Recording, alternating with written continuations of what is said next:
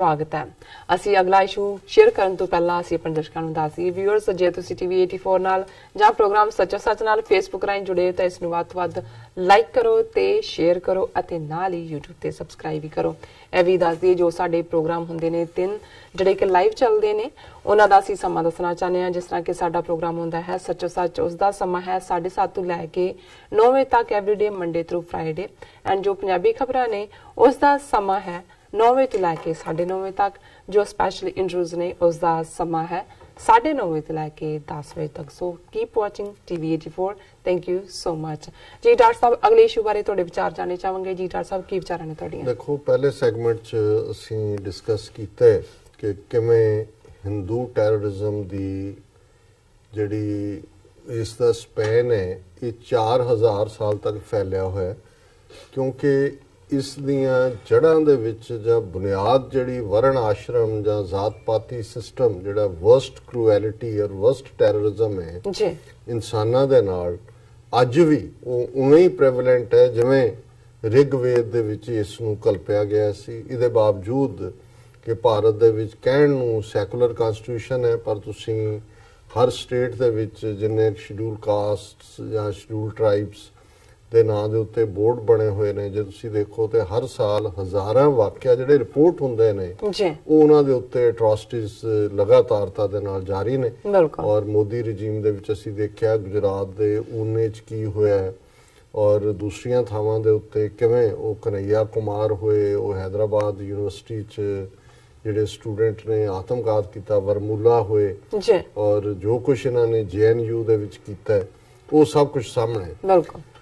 ਇਸ ਸੈਗਮੈਂਟ 'ਚ ਵੀ ਅਸੀਂ ਉਸ ਥਾਟ ਦੀ ਇਨ ਵੇ ਕੰਟੀਨਿਊਟੀ ਹੈ ਕਿਉਂਕਿ ਇਸ ਵੇਲੇ ਜਿਹੜਾ ਹਿੰਦੂ ਤਵੀਆਂ ਦਾ ਇੱਕ ਪਾਸੇ ਤਾਂ ਮੁਸਲਮਾਨਾਂ ਦੇ ਖਿਲਾਫ ਨਫ਼ਰਤ ਦੀ ਲਾਈਨ ਹੈ ਹੀ ਹੈ ਲੇਕਿਨ ਉਹਦੇ 'ਚ ਖਾਸ ਤੌਰ ਤੇ ਕਸ਼ਮੀਰੀ ਮੁਸਲਮਾਨਾਂ ਨੂੰ ਬੇਸ ਬਣਾ ਕੇ ਪਾਕਿਸਤਾਨ ਦੇ ਖਿਲਾਫ ਨਫ਼ਰਤ ਦੀ ਗੱਲ ਜਿਹੜਾ ਸੌਦਾ ਵਿਕਦਾ ਹੈ ਕਿਉਂਕਿ ਜ਼ਾਹਰ ਹੈ ਵੀ 7 ਲੱਖ ਫੌਜ ਵੀ ਉੱਥੇ ਬਿਠਾਈ ਹੋਈ ਹੈ ਔਰ ਜੇ 7 ਲੱਖ ਫੌਜ ਹੈ ਉਹਨਾਂ 'ਚ ਕੋਈ ਯੂਪੀ ਬਿਹਾਰ ਦੂਜੇ ਤੀਜੇ CRPF ਉਹਨਾਂ ਨਾਲ ਸੰਬੰਧਿਤ ਪਰਿਵਾਰ ਵੀ ਨੇ ਬਹੁਤੇ ਔਰ ਉਹਨਾਂ ਸਾਰਿਆਂ ਦੇ ਵਿੱਚ ਵੀ ਗੱਲ ਤੁਰਦੀ ਹੈ ਔਰ ਜਿਸ ਕਿਸਮ ਦਾ ਇਹਨਾਂ ਦਾ ਲਾਈਨ ਆਫ ਕੰਟਰੋਲ ਦੇ ਉੱਤੇ ਜੋ ਇਹਨਾਂ ਨੇ ਆਪਣੀ ਫਾਇਰਿੰਗਸ ਚੱਲਦੀਆਂ ਨੇ ਪਾਕਿਸਤਾਨ ਵੀ ਰੀਟੈਲੀਏਟ ਕਰਦਾ ਹੈ ਦੋਵੇਂ ਪਾਸੇ ਲੋਕ ਮਾਰੇ ਵੀ ਜਾਂਦੇ ਨੇ ਇਹਨਾਂ ਦੇ ਵੀ ਫੌਜੀ ਮਾਰੇ ਜਾਂਦੇ ਨੇ ਉਹਨਾਂ ਦੇ ਵੀ ਮਾਰੇ ਜਾਂਦੇ ਨੇ ਸਿਵਿਲੀਅਨ ਵੀ ਮਾਰੇ ਜਾਂਦੇ ਹੋਣਗੇ ਨਾਲ।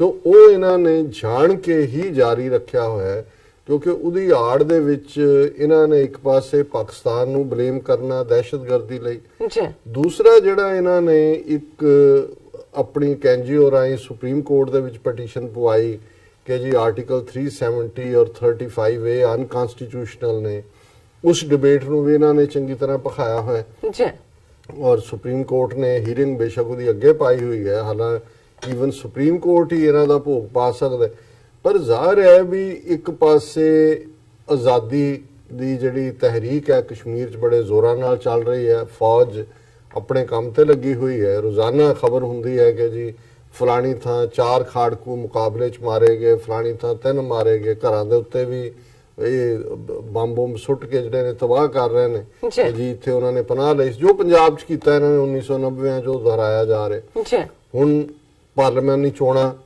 ਜੰਮੂ ਕਸ਼ਮੀਰ 'ਚ ਵੀ 6 ਸੀਟਾਂ ਨੇ ਜਿਵੇਂ ਮੈਂ ਦੱਸਿਆ ਸੀ ਵੀ 3 ਜਿਹੜੀਆਂ ਨੇ ਕਸ਼ਮੀਰ ਵਾਦੀ 'ਚ ਨੇ ਅਨੰਤਨਾਗ ਹੈ ਔਰ श्रीनगर है बारामूला है 2 जम्मू रीजन च ने उधमनगर और उधमपुर और जम्मू और एक लद्दाख दे विच है।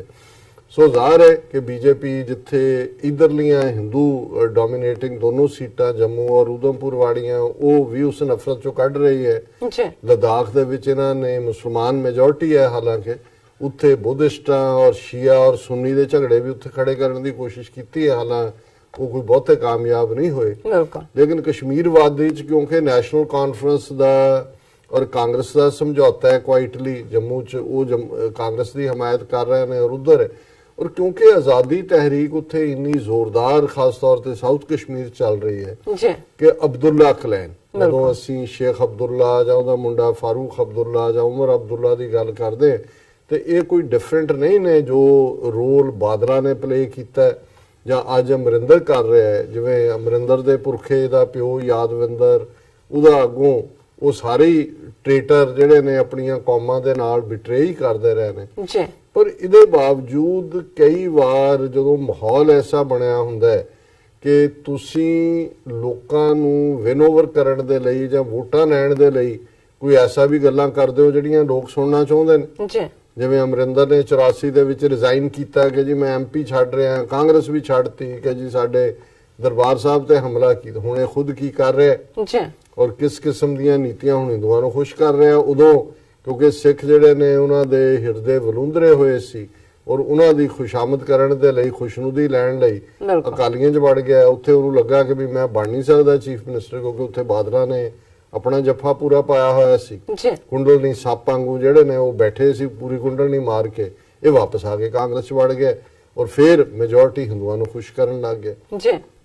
ਇਹੀ ਗੱਲ ਜਦੋਂ 40s ਦਾ ਦੌਰ ਸੀ, ਇਹਦਾ ਉਮਰ ਅਬਦੁੱਲਾ ਦਾ ਦਾਦਾ ਸ਼ੇਖ ਅਬਦੁੱਲਾ ਜ਼ਾਹਰ ਹੈ ਨੈਸ਼ਨਲ ਕਾਨਫਰੰਸ ਦਾ ਮੁਖੀ ਹੋਣ ਦੇ ਨਾਤੇ ਪਾਕਿਸਤਾਨ ਦੇ ਆਈਡੀਐਮ ਦੀ ਉਹ ਖਿਲਾਫਤ ਕਰਦਾ ਸੀ। ਜ਼ਾਹਰ ਹੈ ਉਹਦੀ 2 ਸਟੈਪ ਸਟਰਗਲ ਸੀ ਉਸ ਪੀਰੀਅਡ, ਕਿਉਂਕਿ ਜੰਮੂ ਦਾ ਡੋਗਰਾ ਹਰੀ ਸਿੰਘ, ਇਹਦਾ ਕਰਨ ਸਿੰਘ ਦਾ ਪਿਓ ਜਿਹੜਾ ਉਹ ਜ਼ੁਲਮ ਕਰਦੇ ਸੀ ਮੁਸਲਮਾਨਾਂ ਦੇ ਉੱਤੇ।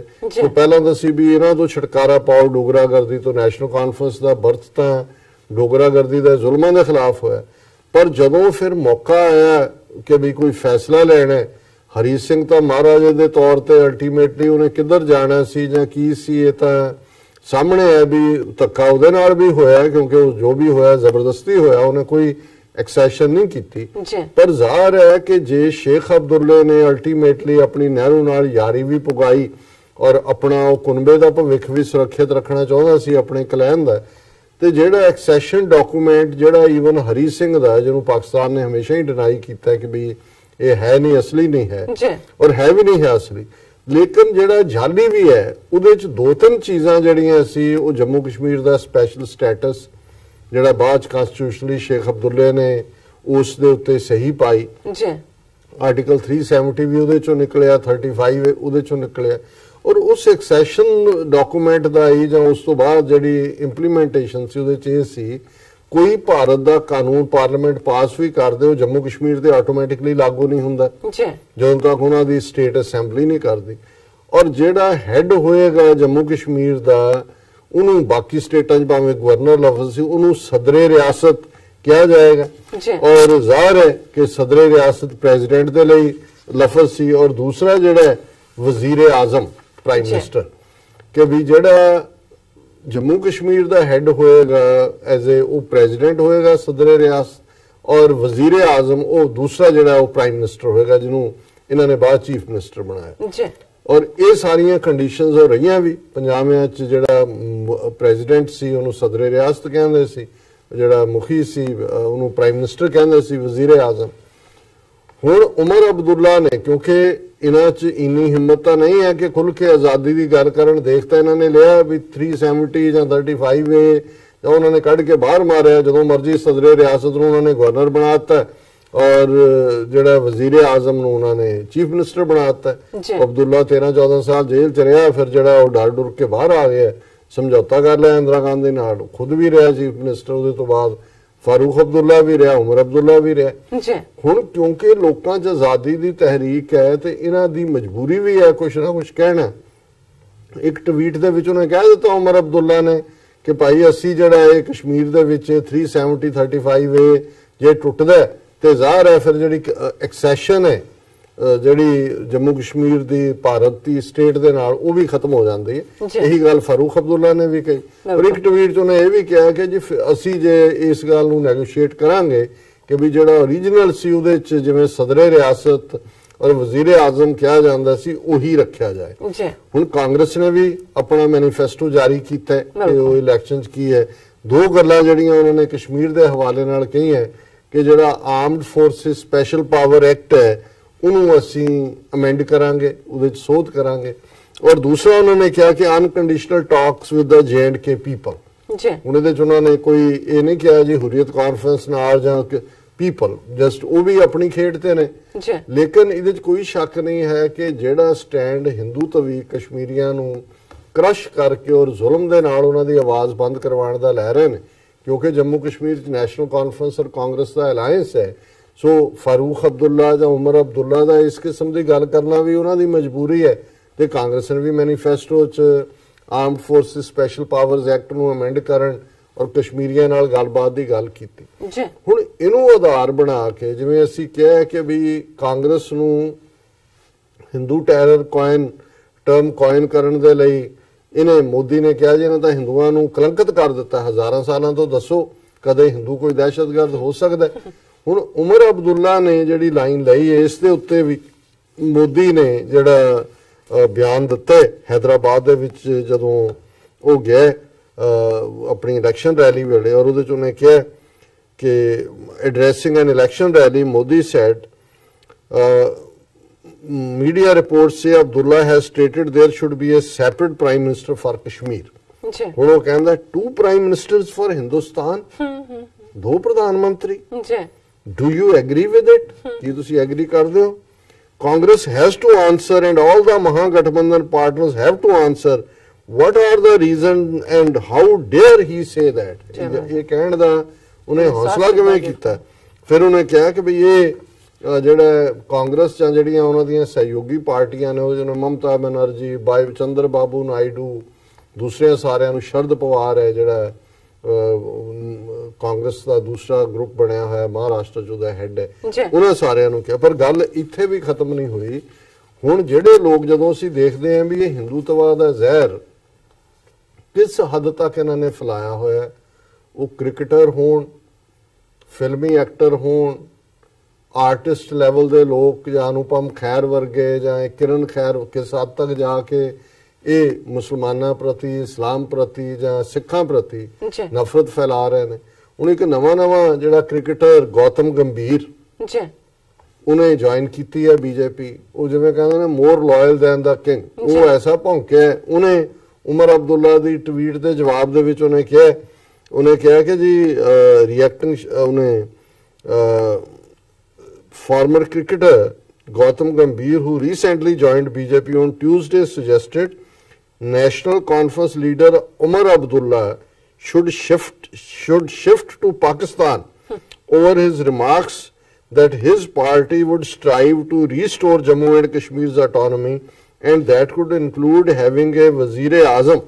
ਉਹਨੇ ਕਿਹਾ ਜੀ ਪਾਕਿਸਤਾਨ ਭੇਜੋ ਇਹਨੂੰ, ਇਹ ਗੌਤਮ ਗੰਭੀਰ ਕ੍ਰਿਕਟਰ। ਦੇਖੋ ਹੁਣ ਸਾਡੇ ਕਈ ਲੋਕ ਕਹਿਣਗੇ ਜੀ ਦੇਖੋ ਸਪੋਰਟਸਮੈਨਾਂ ਦਾ ਕੀ ਤਾਲੁਕ। ਇਸ ਵੇਲੇ ਉਹ ਫਿਰਕੂ ਨਫ਼ਰਤ ਨੇ ਕਿਸ ਹੱਦ ਤੱਕ ਉਹ ਜ਼ਹਿਰ ਫੈਲਿਆ ਹੋਇਆ ਇਹਨੂੰ ਕੋਈ ਪਤਾ ਨਹੀਂ। ਔਰ ਉਹਨੇ ਠੀਕ ਕਿਹਾ ਉਮਰ ਅਬਦੁੱਲਾ, ਉਹਨੇ ਕਿਹਾ ਦੇਖ ਤੂੰ ਕ੍ਰਿਕਟ ਖੇਡਦਾ ਰਿਹਾ ਨਾ, ਤੂੰ ਜਾ ਕੇ IPL ਬਾਰੇ ਟਵੀਟ ਕਰ ਕਿ ਬਈ ਇਹ ਜਿਹੜੀ ਕੀ ਹੈਗਾ ਇੰਡੀਅਨ ਪ੍ਰੀਮੀਅਰ ਲੀਗ ਦੇ ਉੱਤੇ ਤੈਨੂੰ ਕੋਈ ਪਤਾ ਨਹੀਂ ਹੈ। ਉਹਨੇ ਕਿਹਾ ਉਮਰ ਅਬਦੁੱਲਾ ਨੇ, Gautam, I never played much cricket because I knew I wasn't very good at it. मैंने क्रिकेट खेलिया, मैंने पता ਸੀ ਵੀ मैं बहुत ठीक नहीं है। You don't know very much about Jammu and Kashmir, its history or the role of National Conference in shaping that history.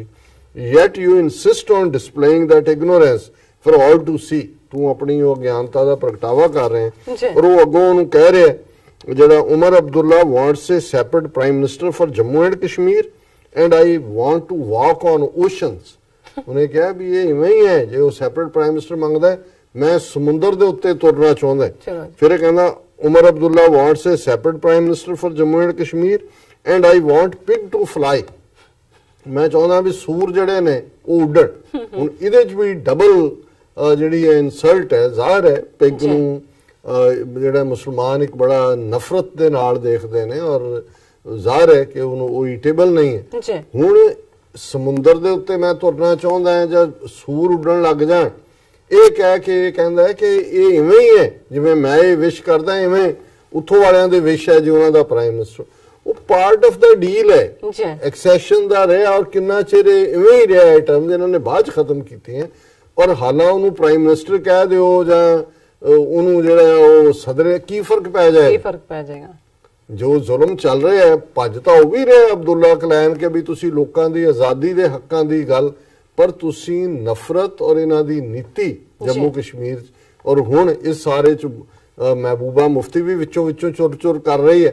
ਉਹਨੂੰ ਕੋਈ ਪੁੱਛੇ ਵੀ ਤੇਰੇ ਪਿਓ ਨੇ ਜਦੋਂ ਇਹਨਾਂ ਦੇ ਨਾਲ ਸਮਝੌਤਾ ਕੀਤਾ ਸੀ ਬੀਜੇਪੀ ਨਾਲ, ਉਹ ਤਾਂ ਮਰ ਗਿਆ, ਫਿਰ ਤੂੰ ਵੀ ਜਾਰੀ ਰੱਖਿਆ, ਤੁਹਾਨੂੰ ਪਤਾ ਨਹੀਂ ਸੀ ਵੀ ਇਹਨਾਂ ਦੀਆਂ ਨੀਤੀਆਂ ਕੀ ਨੇ? ਤੁਸੀਂ ਇਹਨਾਂ ਨੂੰ ਫੁੱਟਹੋਲਡ ਦਿੱਤਾ ਐਡਮਿਨਿਸਟ੍ਰੇਸ਼ਨ 'ਚ, ਤੁਸੀਂ ਇਹਨਾਂ ਨੂੰ ਡਿਪਟੀ ਜਿਹੜਾ ਹੈ ਉਹ ਚੀਫ ਮਿਨਿਸਟਰ ਬਣਾਇਆ, ਵੜ ਗਏ ਸਿਸਟਮ ਦੇ ਵਿੱਚ ਵੀ ਜੀ। ਔਰ ਅੱਜ ਜਿਹੜਾ ਆਪ ਤਾਂ ਉਹ ਹੋਈ ਹੈ ਪਾਵਰਲੈਸ, ਪਰ ਕਿਸ ਹੱਦ ਤੱਕ ਜਾ ਕੇ ਅੱਜ ਇਹਨਾਂ ਦੀ ਨਫ਼ਰਤ, ਕਿਉਂਕਿ ਇਹ ਆਰਟੀਕਲ 370 ਔਰ 35A ਤੋੜ ਕੇ ਡੈਮੋਗ੍ਰਾਫਿਕਸ ਬਦਲਣਾ ਚਾਹੁੰਦੇ ਨੇ। ਜਿਵੇਂ ਕੱਲ ਵੀ ਅਸੀਂ ਕਿਹਾ ਸੀ ਕਿ ਪੰਜਾਬ ਦੇ ਵਿੱਚ ਜਿਵੇਂ ਬੜੇ ਡੈਲੀਬਰੇਟ ਪਲਾਨ ਦੇ ਨਾਲ ਜਿਹੜਾ ਯੂਪੀ ਬਿਹਾਰ ਦੇ ਜਿਨ੍ਹਾਂ ਨੂੰ ਪੂਰਬੀਏ ਕਿਹਾ ਜਾਂਦਾ ਹੈ ਪੰਜਾਬ 'ਚ, ਉਹਨਾਂ ਨੂੰ ਵਸਾ ਕੇ ਸਿੱਖਾਂ ਨੂੰ ਮਾਈਨੋਰਿਟੀ 'ਚ ਕਰਨਾ ਚਾਹੁੰਦੇ ਨੇ, ਜੰਮੂ ਕਸ਼ਮੀਰ 'ਚ ਵੀ ਐਗਜ਼ੈਕਟਲੀ ਇਹ ਕਰਨਾ ਚਾਹੁੰਦੇ ਨੇ। ਔਰ ਇਸ ਤੋਂ ਅਸੀਂ ਅੰਦਾਜ਼ਾ ਲਾ ਲਈਏ ਕਿ ਨਫ਼ਰਤ ਕਿਸ ਹੱਦ ਤੱਕ ਜਿਹੜੀ ਹੈ, ਇਹ ਨਫ਼ਰਤ ਦਾ ਜ਼ਹਿਰ ਚਾਰ ਚਫੇਰੇ ਇਹਨਾਂ ਨਫ਼ਰਤ ਦੇ ਵਣਜਾਰਿਆਂ ਨੇ ਫੈਲਾਇਆ। ਜੀ ਡਾਕਟਰ ਸਾਹਿਬ, ਬਿਲਕੁਲ ਇੱਥੇ ਨੇ ਬ੍ਰੇਕ ਤੋਂ ਪਹਿਲਾਂ ਅਸੀਂ ਆਪਣੇ ਦਰਸ਼ਕਾਂ ਤੇ ਸਰੋਤਿਆਂ ਨੂੰ ਫਿਰ ਦੁਬਾਰਾ ਅਪੀਲ ਤੇ ਬੇਨਤੀ ਕਰਦੇ ਹਾਂ। ਵਿਊਅਰਸ, ਜਿਸ ਤਰ੍ਹਾਂ ਕਿ ਤੁਸੀਂ ਜਾਣਦੇ ਹੋ ਕਿ ਟੀਵੀ 84 ਮਨੁੱਖੀ ਹੱਕਾਂ ਦਾ ਪਹਿਰੇਦਾਰ ਹੈ। ਟੀਵੀ 84 ਸਿੱਖਾਂ, ਕਸ਼ਮੀਰੀਆਂ ਤੇ ਭਾਰਤੀਆਂ ਨੌਰਥ ਈਸਟ ਸਟੇਟਾਂ ਦੇ ਲੋਕਾਂ ਦੇ ਸਵੈ ਨਿਰਣੇ ਦੇ ਹੱਕਾਂ ਦਾ ਹਾਮੀ ਹੈ। ਅਸੀਂ ਚਾਹਾਂਗੇ ਕਿ ਤੁਸੀਂ ਟੀਵੀ 84 ਦੀ ਚੜ੍ਹਦੀ ਕਲਾ ਲਈ ਵੱਧ ਤੋਂ ਵੱਧ ਡੋਨੇਟ ਕਰੋ। ਡੋਨੇਟ ਕਰਨ ਲਈ ਸਾਡੀ ਵੈਬਸਾਈਟ tv84.tv ਤੇ ਜਾ ਕੇ ਪੇਪਲ ਦੀ ਵਰਤੋਂ ਕਰਕੇ ਵਨ ਟਾਈਮ ਡੋਨੇਟ ਕਰ ਸਕਦੇ ਹੋ, ਮੰਥਲੀ ਡੋਨੇਟ ਵੀ ਕਰ ਸਕਦੇ ਹੋ। ਤੁਸੀਂ ਟੀਵੀ 84 ਦੇ ਨਾਮ ਤੇ ਚੈੱਕ ਬਣਾ ਕੇ ਸਾਨੂੰ ਮੇਲ ਵੀ ਕਰ ਸਕਦੇ ਹੋ ਸਾਡੇ ਇਸ ਪਤੇ ਤੇ 36-01 37th ਐਵਨਿਊ, ਲੌਂਗ ਆਈਲੈਂਡ ਸਿਟੀ, ਨਿਊਯਾਰਕ 11101 USA, ਜਾਂ ਫਿਰ ਤੁਸੀਂ ਸਾਨੂੰ ਫੋਨ ਰਾਹੀਂ ਵੀ ਸੰਪਰਕ ਕਰ ਸਕਦੇ ਹੋ ਸਾਡੇ ਫੋਨ ਨੰਬਰ ਤੇ 5164060694। Thank you so much viewers. ਵਿਚਾਰਾਂ ਦਾ ਸਿਲਸਿਲਾ ਇਸ ਤਰ੍ਹਾਂ ਚੱਲਦਾ ਰਹੇਗਾ। ਮਿਲਦੇ ਹਾਂ ਆਫਟਰ ਦਿਸ ਸ਼ਾਰਟ ਬ੍ਰੇਕ।